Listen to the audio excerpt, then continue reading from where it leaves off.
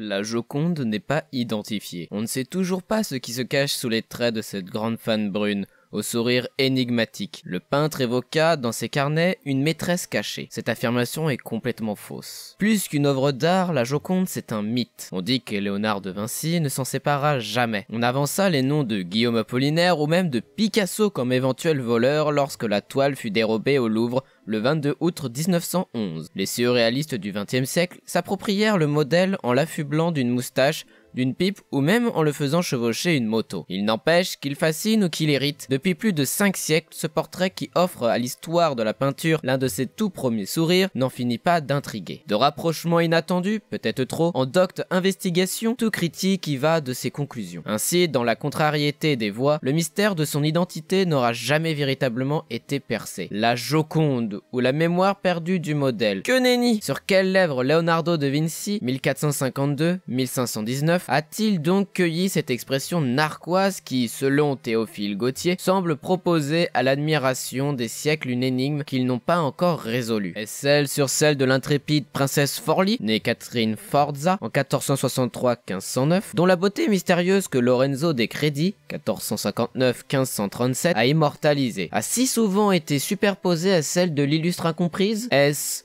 comme de nombreux exégètes dont l'ont par ailleurs affirmé, sa propre mère dont l'artiste a réinventé les traits? Ou bien s'agit-il d'une commande passée par un duc de Nemours 1478-1516, pas trop soucieux de fixer des charmes sur lesquels la postérité ne posera aucun nom? C'est précisément la thèse que défend André Chastel, 1912-1995, sur la foi du témoignage du cardinal Luigi d'Aragona, 1474-1519, à qui, lors de leur entrevue d'Amboise, en 1517, Léonard de Vinci présente plusieurs tableaux, dont, je cite, un portrait d'une Thème florentine, fait d'après le modèle à la demande de feu le magnifique Julien de Médicis. À moins encore que la psychanalyse volant au secours de l'histoire de l'art ne voit juste lorsqu'elle ne reconnaît en Mona Lisa, contraction de Madonna Lisa, qu'un autoportrait déguisé. La réalité en est tout autre, moins romanesque, peut-être, mais plus vraisemblable, assurément. Exécuté entre 1503 et 1506, ce tableau représente en fait Lisa Maria Gherardini, âgée de 24 ans, seconde épouse d'un marchand d'étoffes florentin, Francesco di Bartolomeo di Zanobi